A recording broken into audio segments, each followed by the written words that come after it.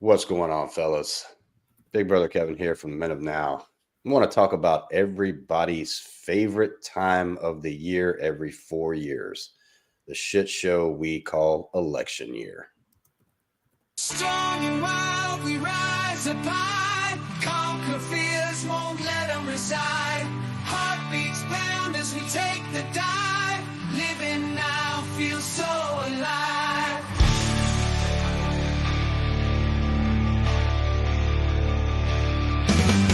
Heart steel veins glowing bright. Fitness gone in the dead of night. Fading game, we got the sight. Crushing finance, career eyesight. Men of now, we own it true. Breaking chains, just me and you. Success stories everywhere. Living life beyond compare.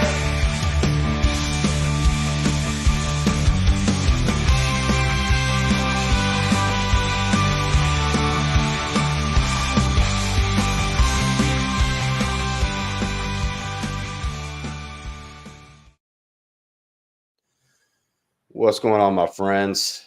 Y'all know me as Big Brother Kevin from the Men of Now. Here with my two very good friends and colleagues of the Men of Now, we got Alex, Philly's best days coach for meaningful and healthy relationships. How you doing, sir? Oh, doing fantastic. Doing fantastic. I've been having a lot of fun with these Legos as of late. I actually built I haven't shown everybody everything, but I got a SpongeBob SquarePants little thing over there, which is pretty damn cool. The what is it called? The Krabby Patty Shack thing. What's the restaurant called? Do I not even know what I'm buying nowadays? Joe's Crab Shack. That's the only thing I can think of. I think Well, regardless, I got the restaurant over there and I'm looking at it right now and it's beautiful, fantastic. I got so much stuff I'm working on. You guys do not even want to see how messy this looks right now as I'm reorganizing, but doing good. Very excited to get in this topic tonight. Yeah, it's a little bit different than what we've covered for the last series with the Manosphere, but it plays into a lot of how men, we have to overcome some of the things that's happening right now. But I'm not going to get into that before I introduce my really good friend, Josh, Renegade Wingman, LA's best lifestyle coach. How you doing, sir? I'm doing most well, sir. And just, tis the season, as they say. So, cue up that song. It's the most wonderful time of the year. And I very much am looking forward to discussing today's topic. Yeah. It's a good one because it seems like every 4 years we have to do this. You can't turn on the TV. You can't listen to the radio. You can't even watch YouTube without seeing something in your face, whether which side you're on. And before we go into that, this show is about where elections have come. This is not about who to vote for, who we're voting for, which side we're on. I will tell you right now, I'm not either side. I'm registered non-affiliated. I'm a libertarian at heart, which means limited government, personal responsibility. You stay out of my business. I'll stay out of yours. Spend my tax dollar wisely. The only thing I think we need to increase our budget in is our military. Kind of biased there because I am a veteran.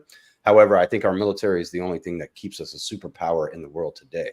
So with that being said, we're going to move on to the actions and the aura that comes this time of the year every 4 years for, like you brought up in pre-show, Josh, it's been brewing for a long time. However, it's starting to reach a boiling point. It started with me in 2016 to see friends no longer like friends because they voted for this person or that person voted for this person. And you saw a lot of attitudes come out that, quite frankly, as a red-blooded American, old school red-blooded American, is starting to scare me. What are you guys are seeing? I know you're in Philadelphia, Alex, and you're in LA, Josh. What are you guys seeing right now? Has it progressively gotten worse or is it getting better? Josh, I want you to go first on this because I got tons of thoughts. Yeah, I would say it's definitely been like a more progressive buildup, and that there's just a couple of things right at play. One, you have just a different generation being caught up with or brought up with it, like discussing things a lot more openly and being a lot more I would say, having a lot more exposure and access to things, especially in the dawn of the internet age, where now, you can put this type of stuff and content and push it out to people continuously and consistently. So I would say that for sure has definitely been a much bigger, more brewing, leading type thing. And for me, I've kind of noticed that it's been more of a building mechanism since probably about like 2004, that election. And then, then in 2016, which is obviously a very heated election, and then 2020, which just took the magnified again. And so now here we are, 2024, another election that's just, again, got everybody kind of going and really foaming at the mouth, like getting ready to sharpen their pitchforks and light their torches for whatever side they're on. Yeah. And so, to me, the way that I see it is that it's unfortunate that, we're founded as a country on the fundamental idea and belief that you have the right to disagree, right? So you think one side is going to take the better approach, versus the other side is going to take a different approach. But you have that fundamental right to disagree and have a constructive discourse. So that's what politics is supposed to be about. But I think it's kind of like something that Elon Musk recently said, where he was stating that, they adopt these sort of ideologies as like this religious fervor. So now, instead of being more rational about it, they're far more emotional about it. And so, 2016 was particularly an interesting, but also kind of saddening election to see, because again, I saw a lot of, friends and people that I knew that got into fights and arguments with each other and stopped being friends or associating with people based on the way that they voted. And to me, it's like, these politicians don't know who we are, or they don't know us personally, and we don't exist to them. Like, all they care about really is our tax dollars and our votes. So it's never worth it to destroy actual real friendships in your life over people that you've never met, that never met you, they don't know about you or anything like that, just because, again, the fundamental idea of who they are and what they represent. Like, if you want to tie up too much of your personal identity into that. So the big thing is you want to set the stage and be prepared, no matter which way the political winds go, or no matter who's in office or doing what. Because in true reality, your local elections, that really has a much more of a direct impact usually on your day-to-day life. But I get it, U.S. election, it is a very, very important thing. And hey, we're choosing the next leader of the free world. But at the same time, and at the same token, the people that and interact with day to day, and that you have actual friendships with, I'd say that should be a little bit more important or higher of a priority versus, again, somebody that you've never met, doesn't know that you exist, and is completely removed from your everyday life, and outside of what you see through different media platforms. So I'd say invest a little more in the people that the face to face. But right, that's what they say, right? Wait, hold on, guys. Hold on. I got a live report right now out of Philadelphia.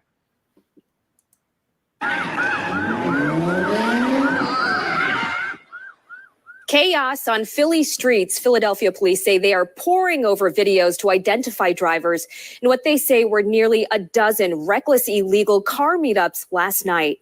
This is the 10 o'clock news. I'm Jennifer Lee. Wait, so Josh, you're telling me that that's not going on in Los Angeles? Well, right now, LA so far is good. But, when it comes to legal car meets, those, we do have our fair share of those. But usually those type of things happen in reaction to an election. So we haven't even gotten there yet. Like, what's going on? What's going on in Philly? It's like, there's been a lot of stuff that's been going on, and it's really confusing. And like kind of what you're saying, and that's a great point to kind of like look on. All right, what's causing people to feel like they can act this way?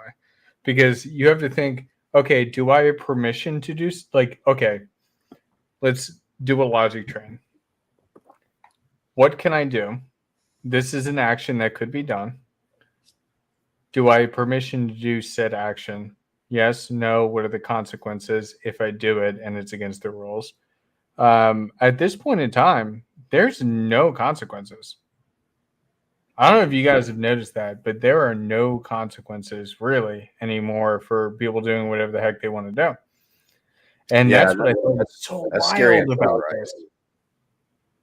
Yeah, and it's so bizarre because this happened just a couple of weeks ago, and I remember like I think I was at my shore house with my parents that weekend, and we were there Sunday morning breakfast, just casually hanging out before taking a walk on the boardwalk, and then boom, this is on the news of all this crap that was going on. In they literally blocked off town hall. Like, can you imagine that? They block off all of town hall, and they blocked it off in a way that the police couldn't do anything without danger to not just themselves, but then to the others. So it's like, what the heck is going on, and why is this allowed to be? Yeah, that's I think that's another show in itself, especially with the young people of where their gall and their lack of consequences attitude comes from. But I wish I had my stream board here. I would play the mystical. Let's go back in time. I talked about that's close. Like I was saying earlier, growing up, people didn't look to the government for help. People didn't look to the government as their savior. Of course, taxes were always a big thing, especially with any middle class family. You always have to worry about that, but it never kept the news filled with political crap. I mean, because that's what it is, man. It's just political crap. And as we progress, I mean, it seems like people are looking at whoever's in the White House as the president is the be all end all of everything that makes America what it is. And I wholeheartedly and 100% disagree with that. I think it's the people, the Americans, us, who have made America where it's at, and we're getting away from that. And I don't know about you guys, but that kind of fucking scares me. I mean, I'd say that it's a little bit cyclical, right? Because, if you look at the time of like politics in the 80s and 90s, right? What was it just coming off of? It was coming off the heels of the 60s and 70s, right? So politics then was like people were doing all sorts of stuff, but you also had like civil rights movements. You had a bunch of different things happening. So there was this very sort of like infectious energy of like pushback and just like, hey, everyone's feeling frustrated. So like we're kind of in a similar boat because as we were in that time, right? Because what was going on? A lot of interesting things across, various social classes, but also we were dealing with very high inflation and then fuel prices rocketing up, grocery prices going up. So people feeling a lot of frustration, especially with the jobs in the job market. So I think that, we very much are seeing this kind of very cyclical flow. So we saw that sort of tension, everything build. And there was just, the dam sort of burst for, a good like 15, 20 years almost during that time period. Kind of calmed itself down a little bit, but then, it started to kind of re-ramp up. And now we're kind of in that similar boat that we were during that time frame with, oh my gosh, like social issues and a lot of like social tension all over the place and inflation getting out of control all over the place and job market and job uncertainty getting all over the place. But now you throw the internet and the accessibility of that type of information to push and disseminate information continuously to people. Now, all of a sudden, you have what we had back then. It's just a little bit more ramped up because of the ways in which you can get that information out there and the way in which people can, now voice their opinions or concerns or, again, even their discourse. So it's we're in an interesting sort of cycle. So that's a great point, Josh. And I never looked at it that way because, those times were very important, coming off the Vietnam War. There was a lot of anti-war type protests, spawn the hippies movement, that kind of, but I guess I look at those issues a little bit different than what we face now. Civil rights. Yeah, that was a very big issue back then, especially when the climate was the country was in. So I guess I kind of omitted that, but that's a great point that you bring up that, yeah, it is cyclical, but I fail to find the legit reasons that are comparable to those times. Even back, before that, prohibition, those times when it was people against the government. To me, I fail to see the valid reasons for the violence, for the uproar during an election season, the hatred that comes along between the candidates themselves. We talked about this, I think, in our meeting last night. It would be one thing if candidates wanted to come on and give a good message, a good commercial, but no, they don't do that anymore. They just want to talk about how the other person is going to ruin your life. And they all sound the fucking same. And that's what I'm getting tired of. And I may be wrong. Maybe you guys have got a better point to that. But, you brought up a great point that, there has been times where there was rising up against the U.S. government. And there might have been people saying the same things that I was then. But I fail to see the reasoning nowadays that we have it, because I still believe we live in probably the best time to be an American ever than what they were fighting for back then, because to me, those reasons were so much valid, especially when it came to civil rights. Right. And I want to take this in an interesting direction. I want to take it the logical pathway. And let's walk ourselves back from current election. So we're going to start with current election. So let me ask you guys, current election, what is the biggest problem right now? You talking about for the country itself, or what problems do we need to fix the most? What is the major problem of this election? What needs to be fixed the most, whether it be for you as an American citizen or the nation as itself?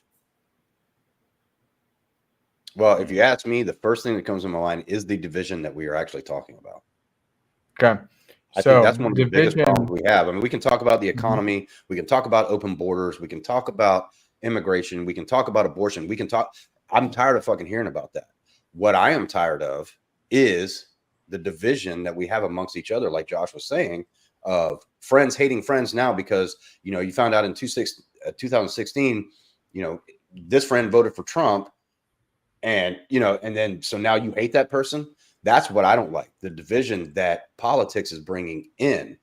People are starting to rely too much. But let's get there. Let's get there. I want you to follow this with me, because this is going to show how nonsensical this whole thing is. So you're saying that right now the biggest focus is division.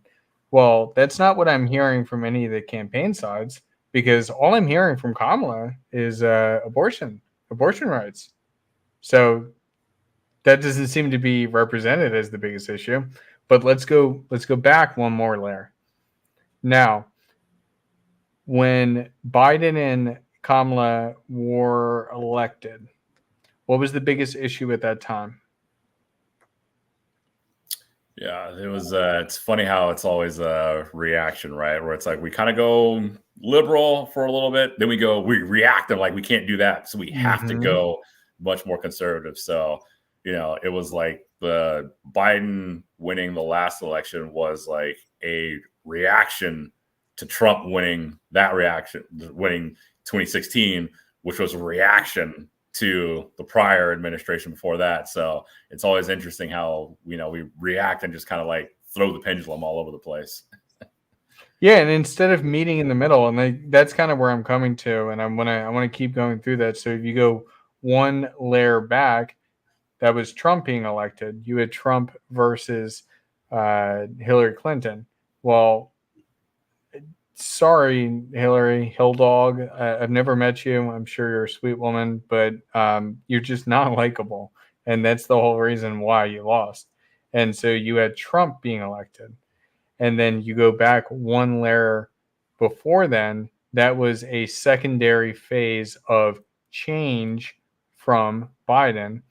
You go one layer forward. Why did change occur? Well, it was because we were frustrated with everything that went on with George W. Bush and 9/11 and the Iraq War. Okay, his secondary presidency was strictly just cleanup crew on what had went on. And he initially was elected right before all that, right? Yeah, 2000, right before all that.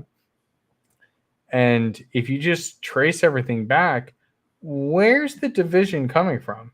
it almost seems like the division is I don't know if it's the spread of media or the spread of information for people to develop their own ideas or to have ideas spread so rapidly, but never in our nation's history have we seen such a division. Are they forcing a division, or what do you guys think is really going on? I Well, don't think we're you said necessarily something right there. Let me just say this real quick, Josh. You brought up the media, and there is no biased media anymore. On the right, you got Fox. On the left, you got CNN and several others. And I would say that's a big thing. But another thing that I will be is the sheepish attitude of a lot of, especially young Americans nowadays, that they don't have the ability to think for themselves. So if somebody else is telling them and that sounds good to them, they go that way. And I'm sorry I cut you off, Josh. Go ahead. No worries. We'll start at the same time. And see, this is what politics should be, right? A little discord, a little healthy respect, right? Wait, well, hold on. Wait, this is healthy discourse? I'm not used to that. And not yelling at each other. I mean, I'm surprised Josh hasn't called me racist yet. What the fuck are you talking about? You know? Yeah, what I would say is that, it's, if you really boil it down, I would say that, it kind of comes from, to kind of Kevin's earlier point, around more so a lack of focus than anything else. So people have had, these quote unquote divisions, right? But in reality, the divisions are more so just minor disagreements, right? Because if you break down what everyone kind of wants, right? Everyone wants a good standard of living.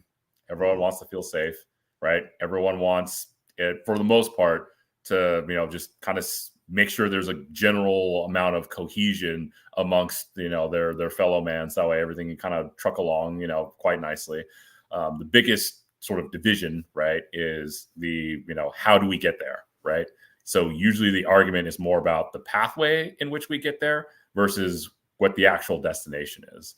And so election time gets really, really heated for a lot of people because a lot of people really get trunched down on like my way or the highway, right? Or my way is the absolute best way possible to go there or get there. But, to the other points that you guys have brought up, now that we've seen more media sensationalization of a lot of these sort of different like divisions, because again, it's just, all right, we're here in our line, you're here in that line, where everything's can kind of move somewhat cohesively. And yeah, we don't necessarily agree, but at the end of the day, we still haven't lost like, the primary focus of things, which is, hey, we're all one and we're all united. So it kind of comes down to, I think, in these waves that we're experiencing, it comes down to what the overall kind of success is, which fosters cohesion versus when it's not, right? So it's like, hey, World War II times, right? The 40s and 50s, right?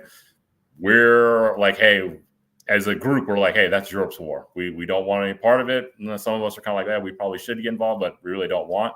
Pearl Harbor happens, and suddenly, after Pearl Harbor, everybody's just like, okay, we are all in this whole thing together. So we're doing this, right? So for a while, right, there was that unity, right? And you have kids, driven by an external threat, but the unity was still pretty much there because we all agreed like, hey, this is kind of our pathway. We need to go here, or we're going this way. But then you get to the 60s and 70s, right, where it's like, all right, we defeated the big enemy. Now we're, involved in, this other situations that just don't seem to really like provide any kind of benefit for us. And we're fighting some, more feels like a more existential type of threat or conceptual threat than an actual one. So that fanned the flames of a lot of division, especially when, hey, now the price of goods is suddenly starting to get more expensive. And hey, now the job market is starting to look like a little bit rough. So now it's like, hey, this, land of opportunity, the opportunity seems to be shrinking up. That's when you really start to see people double down a lot more and get more feverish on sort of that self-interest side, right? So then you kind of get into the 80s and the 90s where, hey, everyone's making money. But a weird thing happens in the 80s that never happened before in the history of like humanity, only on a very, very small scale, which suddenly was a much bigger scale, which was you could be relatively young and make a lot of money really quickly. So now suddenly you have like real access, and the American dream's a little bit turbocharged. And then in the 90s and early 2000s, when the internet comes on top of that, oh my gosh, we can all make money now. This is great. So kind of raises and boosts up a lot of things. So a lot of good stuff is going on that, kind of keeps people's, sort of divisions a little bit more nestled. But flash forward to where we are now, and then suddenly it's like, well, inflation, times are getting tough. People aren't feeling safe anymore. All this craziness is happening around. People are, again, kind of going a little bit more into survival mode. So they're like hunkering back down into that direction. So to me, that's kind of what it is that whatever's going on broadly on the social side tends to get magnified and reflected in our political process. Yeah. You're right. And tempers start to flare, when things get tough. And I mean, it's nobody's fault. However, we have to find a way as Americans, especially us as men. And that's what I wanted to bring this full circle on, to us as men. I mean, because that's what we're representing in our men's group, Men of Now. And we're basically a club, fraternity, whatever you want to call it, of men that encourage other men to be better men. And when you have a team behind you, it makes it that much easier. So I think it's our responsibility to make ourselves financially, professionally, socially at a level that it doesn't matter. Donald Duck can be in the fucking White House. It's not going to affect our lives. And having a team behind you that helps and encourage, advises, and is there with you every step of the way to get on that level, I think is extremely important right now, especially for young people. Young people, it's not their fault they're confused because they're having all this shit thrown at them, all different ways of all different ideals, and they don't know where to go for being the man that they're destined to be. And I say that hoping that they are going to grow up. Everybody goes through a rough time. You have your ups and downs, but you always get to the end goal of you want to be a protector, provider, a father, a family, a good husband, a good boyfriend, a good son to your parents. That's what every man wants to strive to be, correct? So if you start throwing all these other agitators into all that, it can disrupt that path to go a little bit off. And guys, I'm 46 years old. I'll be 46 on the 19th. This shit goes by fast. So we don't have time for distractions. We got one chance at this. And the best way you can stay on the path is to just stay on your purpose. And that's what I was getting at with this whole thing is as men, when we have all these distractions going on, whether it be politics, whether it be women, whether it be ups and downs with our professional career, we got to stay on our purpose. Do you guys agree with that? And I want to circle back, Josh, because when you said there was one thing happened in the 80s, I thought you were going to say MTV. MTV changed the world. I was there. I remember watching that static, and then it came on, and you saw the goofiest Soul Glow haircut on a white guy, and then Video Killed the Radio Star come on. I was there, guys. That's how old I am. So, but no, I mean, you brought up a great point, Josh. But that's where I was going to try to go with this whole show. Is in your guys' opinion, before we close out and get final thoughts, is there a way that we can get ourselves on a level that White House, Republicans, Democrats, government stays out of our purview? So let me start with this because I wanted to play this section here. Now, I listen to both sides of the media. Don't think that I am far right and don't think that I'm far left because my girlfriend has no idea where the fuck I stand because of the types of stuff I listen to. But it's because I want to have a balanced perspective. However, I do love Steven Crowder. Guy is hilarious. And so I love that when he intros certain segments, I won't play the whole segment, but I will play here the intro to that segment. And it is a quote by Kamala Harris. And I want to share that, and then I want to speak on it. So give me one moment here as I go ahead and pull it up, because there's very, very profound words being said. We're going to make that go full screen. Kamala. I can imagine what can be and be unburdened by what has been, So, I can be unburdened by what has been. And you know what? I can't even fucking remember what the hell she said. It doesn't make any sense. Like, that's what I'm saying in like today's world. How do you step out of it? As you were saying, Kevin, how do you step out of it? It's about just having your eyes open to what the world is. When we did the Dragon Ship this past weekend, oh, dude, it was an absolutely fantastic discussion. Shout out to you, Tarl, Viking Paradigm, if you guys do not follow him. Absolutely fantastic job diving into it. Because it's just like, what the hell are we even talking about? And if we don't know what we're talking about, or we're not using words that are clear enough to get us to understand what we're talking about, then what are we doing? It's absolutely absurd. And so if we don't have that, if we don't have the clarity, if we don't have the clarity of language, the clarity of understanding, we can't get anywhere. That's where I stand on it right now. Josh, I'm curious if you got something to say on that before I don't want to go full psycho mode on this, because this guy right here, he hates what's going on. Yeah, and what I would say is that, to your point, Huds, is the best things you can do is, one, you got to educate yourself. So you got to know, and it's like what I tell everybody every election, right? It's like, look, I'm all for change or for whatnot, but just understand what type of change you're voting for, what you're supporting. Like, know what you're actually there, because again, sometimes these elections evolve more into personality contests versus like, the 2016 election, right? Where it's like, oh my God, Trump is going to make America great again. Or, oh my God, I hate Trump, he's going to ruin the whole thing. It's like, okay, cool. Well, whoever you're voting for, right? If you hate Trump so much, read his whole policy outlines and his plans, because they're all there. And then read all of Hillary Clinton's stuff, and then see how they compare, see what you actually agree with, and then see what you disagree with. And then whoever has more stuff you agree with, go that direction. And it's the same thing here, right? Like, hey, whichever direction you want to go, whichever way you want to vote, know both sides, just so that way, one, you know what you're voting against, and two, know what you truly are voting for and trying to support.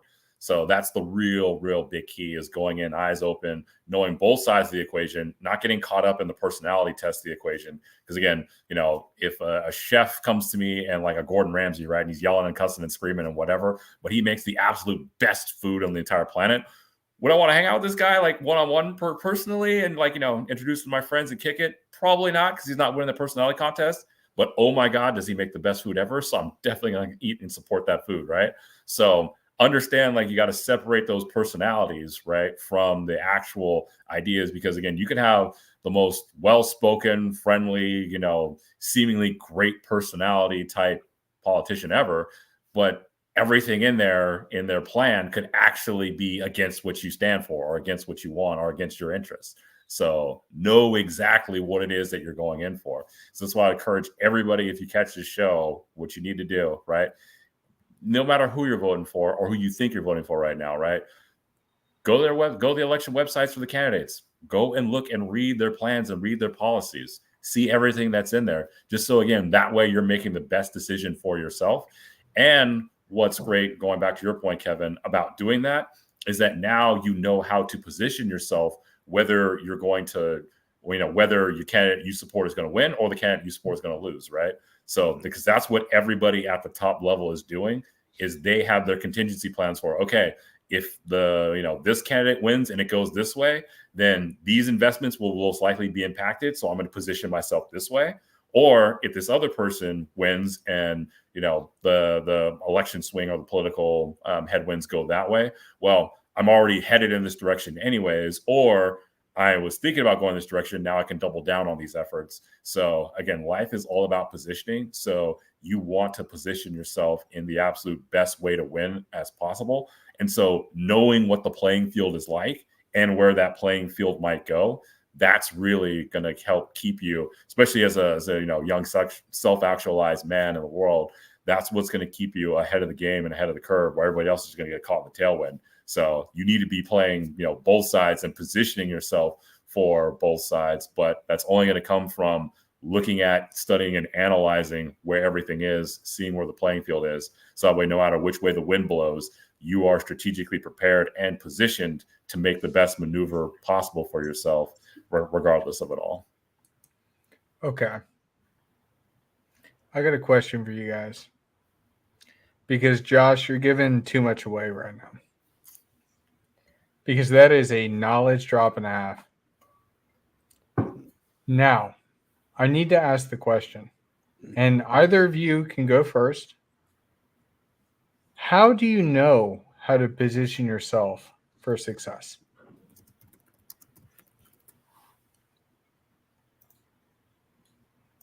Well, when it comes to political of what you're thinking might happen, No, let's talk specifically on we're going to do vague, not just political, but when you're trying to win a battle and you have an opposing side and you have to play that political side, how do you understand how to gain that support from others? Because this directly ties to how you function in the workplace, right? Like, how do you get people to be on your side, and how do you continue to move things forward? So how do you do that in an effective way? And I guess, when do you know when to give up? Because sometimes it is exhausting, especially when we talk about politics. well, no, go ahead, Josh. Yeah, I mean, what I would say there is that, it's a very good skill to learn that's going to help you out in a lot of different situations. Because guess what? As you rise through the ranks, you're going to see there's a lot of dissenting opinions. Like, a lot of times people have this idea that, you go into a room of like super successful people, and then suddenly it's like everyone 100% agrees on everything. And it's like, actually, there's a lot of people that are diametrically opposed on opposite sides about a lot of stuff, but they keep their focus on what's the most important thing, which is usually getting the business that they're in or involved in done.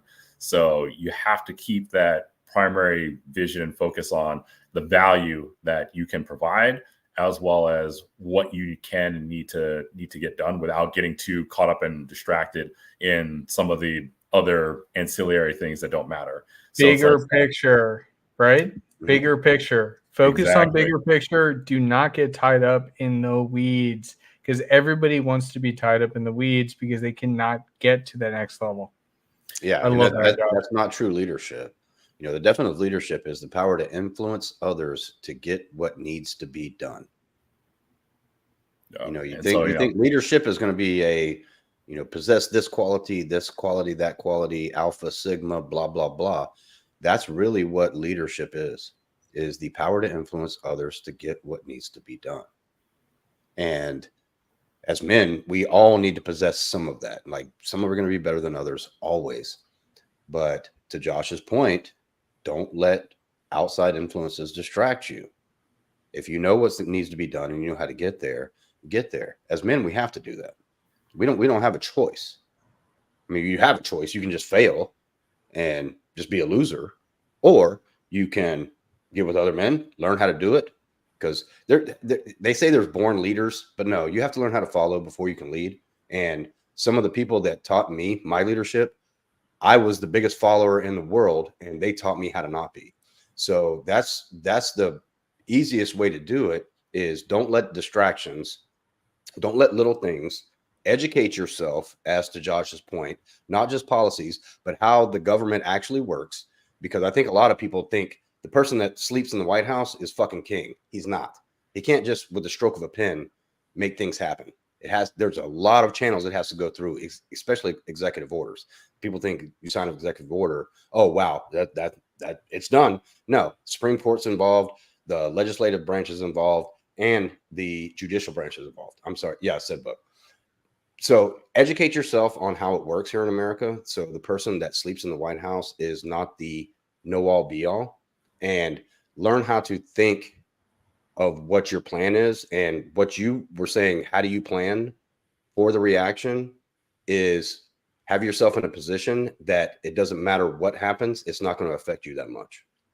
And also, the last thing I would say in there is that you need to really build a team around yourself. Because guess what? When you're going out in the world and you're trying to figure out how you can navigate and position yourself, you're going up against other teams. So it's team sport out there, and you need a team. If you think you can just be this explain that, Josh. I want you to explain that a little bit further, because we understand it. All three of us understand it at this point in time in our lives. But for somebody who's brand new to kind of evolving in this world, What does it mean to have a team? Yeah, Is that's it what it isn't means. just isn't just being a part of a company, being part of a team? Like what's up? Being a part of a team really means that you have to have your people in place and on your team, right, at various levels. So whether if you're an entrepreneur, right, you need other people that you are partnered with or liaising with and that are part of your team for external business that you're dealing with, because guess what, you got to provide value and service. You need people to put money into that business as customers, but also you need people on your team as far as being able to facilitate and execute the daily duties, right?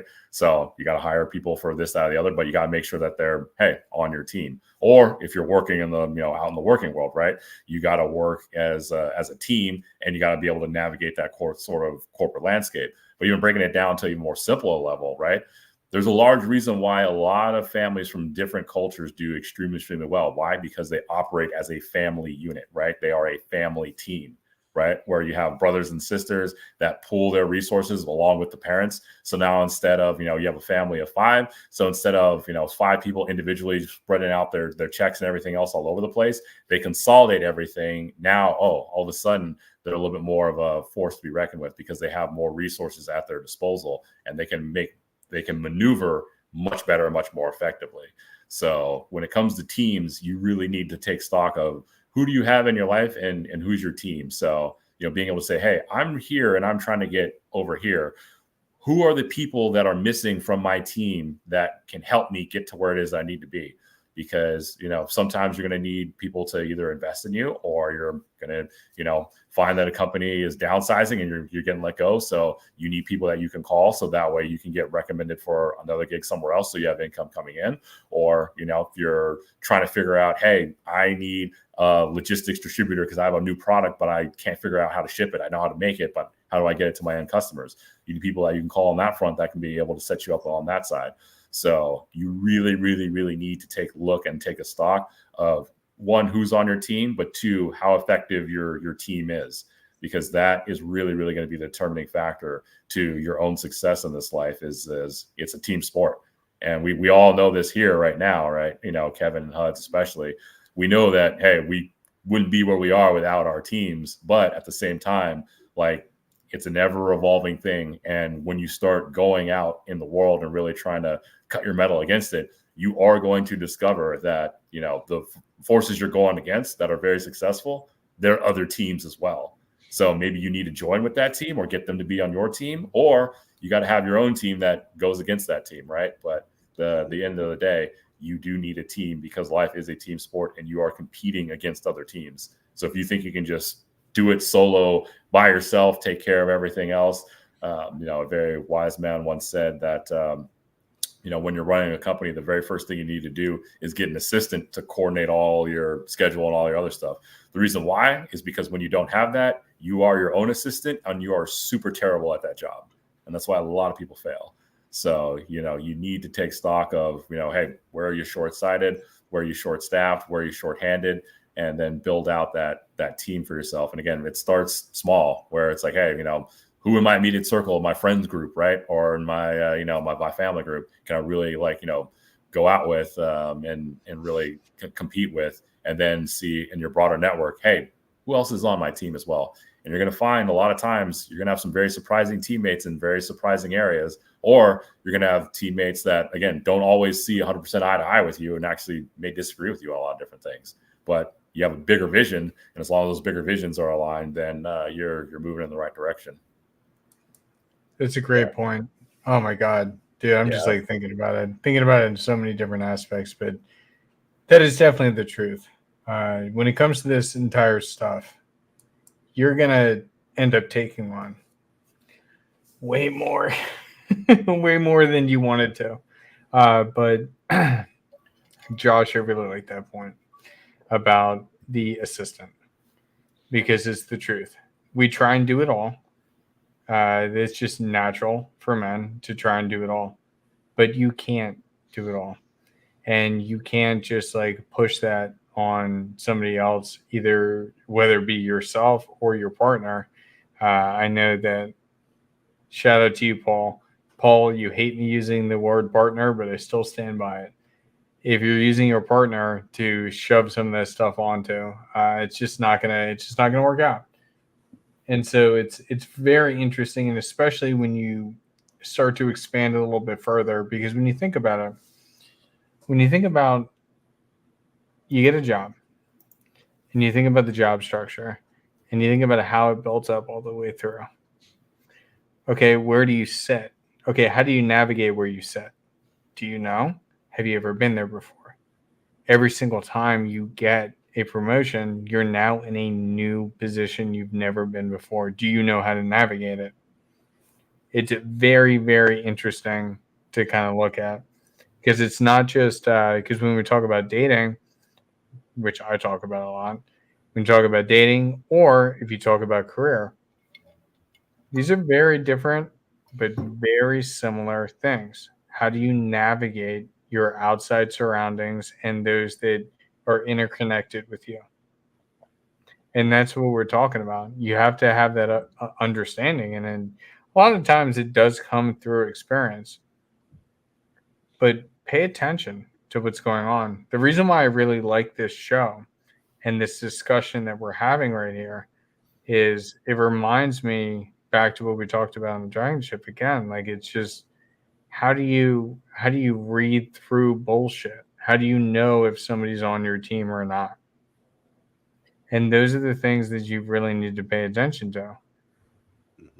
We don't want to make it political, but pay attention to what's going on, because a lot of times you could have chameleons in the workplace. I don't know if anybody's ever heard that term before. I know you got, but Yeah, for sure. Oh, yeah.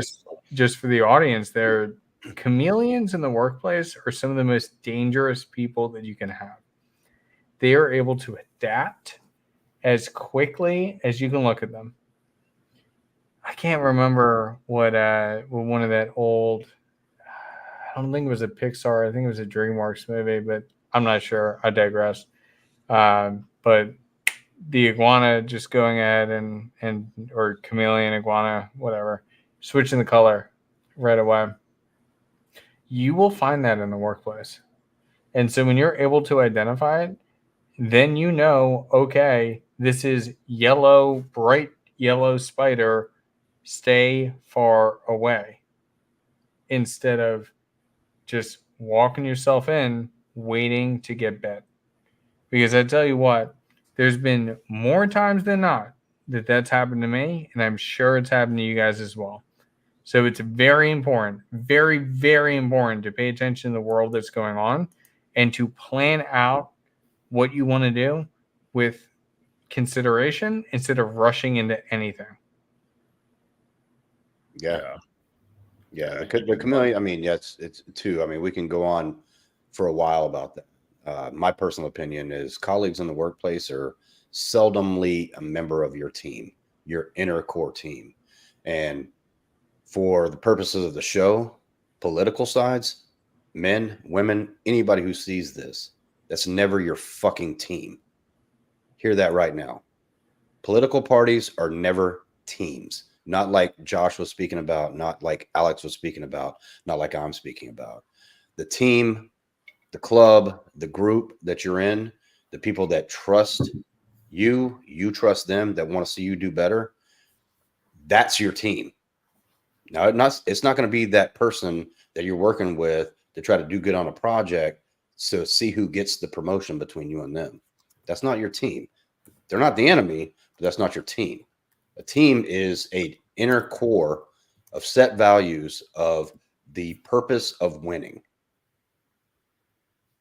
That's what it's all about. So in light of the show, the political sense, how it's been sensationalized over the last 4 years, it really hits a core with me, because as a veteran, member of the corporate world, homeowner, everything, the American dream, I've got it. I don't want to see anybody not have the opportunities that I didn't have.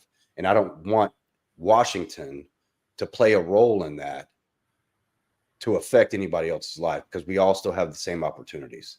So I'm going to give you guys one more round of final thoughts of the show. I think we had a great one, but then we need to wrap up.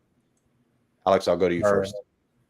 No, I'm actually gonna go Josh first because I'm thinking about this right now. Okay. Well, yeah, my final thoughts are, when it comes to politics, right? Just don't lose sight of especially for, Americans, don't lose sight of it. Is like, hey, we're all Americans, right? So we're all on Team USA, right? We're all on that team. So, no matter who's in office, it's, like what Dave Chappelle said about, seeing the pilot of your airplane and you don't like them, so you don't want them to fly the airplane. Like, no, I don't want the airplane to crash, no matter like who the pilot is. So whoever the pilot is, I'm rooting for them to like fly the plane to the best of their ability. But at the same time, the same token, just don't get too caught up in the hoopla of the being divided from other people, or from letting your emotions like really get the better of you, because at the end of the day, we're much stronger united than we are divided. So, the division side, yeah, okay, we may not necessarily fully agree on stuff, but also understand that, hey, we're all on this airplane. And if the pilot doesn't fly the airplane right, we're all going down with it, right? So let's do what we can to make sure that we're keeping our airplane in top form and at a very, very phenomenal cruising altitude.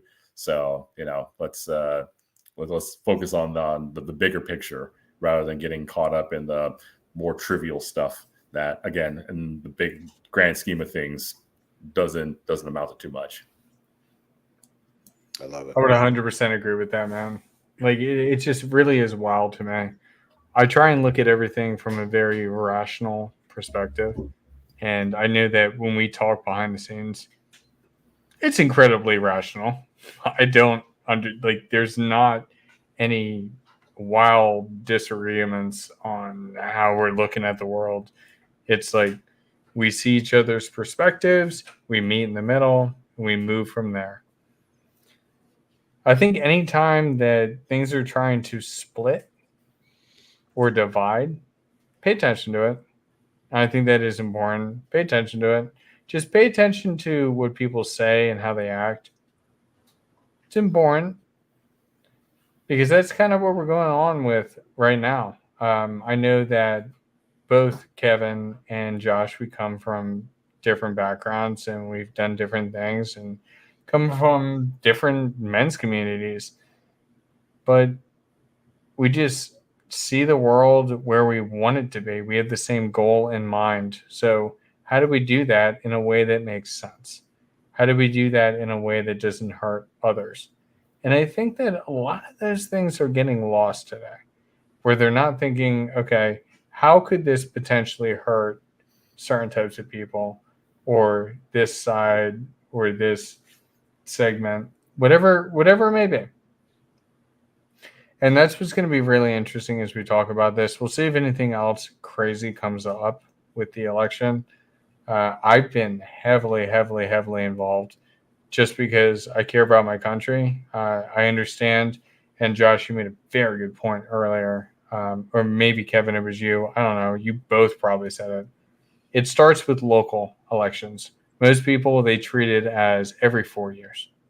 It shouldn't be every 4 years, because the most important years are the years in between, when you're actually setting the foundation for the future, not waiting for the foundation, or not waiting for the future to change or fix the foundation. Right? Can we all agree on that? You guys understand what I'm saying with that? Yeah, So- I definitely Very well agree, and wholeheartedly. Get involved with your local mayor, your county commissioners. If you want to be involved and you want to learn how government works, don't just listen to the media. Like Josh said, get educated, learn what policies mean, learn what the mayor does, learn what the mayor's job is, learn what county commissioners do, learn what state senators do, learn what governors do, and then get involved with that and learn as much as. And when I say get involved, you don't have to be their buddies, but learn what they do, and then you'll get a bigger grasp of how the U.S. governmental system works. So it's not just a dictatorship. What the president says goes. And I think that's where we're getting lost. And, I don't want young men to get so wrapped up in it that it's causing them anxiety, causing them depression, causing them anger, causing them violence. That's not our purpose, guys. Our purpose is to be the best men we can be. And all those things I just listed are there's no qualities of a good man. I don't know if you guys have ever worked. This is the final thing that I'm going to say, and then Kevin, I'll let you take it out. I don't know if you guys have worked in warehouses, but my biggest issue, so I do IT with warehousing, and my biggest issue is upstream problems become downstream issues. So garbage in, garbage out. So if we're getting bad data from the start because they don't care, well, then the warehouse team cannot take care of everything because we don't know what the heck's going on. And then we have to go ahead and reach back up or reach back out to whoever it may be. And it just takes forever. That's exactly what it is. So if you're expecting locally the in, which if you're not voting for or not supporting or not trying to at least better, if that's garbage in, then you're going to get garbage out, because then you just have the person at the downstream, the person who's trying to ship the product, deliver what you're looking for, unable to do so because it's garbage in. What do you expect them to do? And you just get angry at everybody. Yeah. Yeah, I definitely agree with that. And that's a really good analogy for what we've been talking about, because the garbage that's going in people's ears is getting the garbage coming out of their actions, of their mouths and their actions. Their mouths or their fists or their Molotov cocktails, whatever you want to call it, man. I don't want to make jokes about it. I think we had a really good show. Josh, did you have anything you wanted to add to what House just said? Oh, no, I mean, I just definitely agree with that. The garbage in, garbage out. So you just got to make sure you're putting in good, inputs so you get good outputs, right? And as they say, like, crap always rolls downhill. So, but downhill is where the foundation of everything is, right? So you got to have a good, solid foundation. Otherwise, karma, right? In a lot of senses, it's just you're reaping what you sow. So, yeah, it's just, again, that's where personal accountability, right, comes into play, where it's like, hey, did I do my part and my role to make sure that I put in the best available input? So, all right. Amen. I think that's a good time to wrap up. Guys, if you're watching this and you're new to the channel, like, comment, subscribe. We'd certainly appreciate it. If you have anything that you want us to talk about, leave it in the comments below. And we'll see you every Tuesday at 8 p.m. Eastern. Guys, we're going to sign off. Josh, Alex, thanks for having the show with me. We'll see you next week. See you, bye.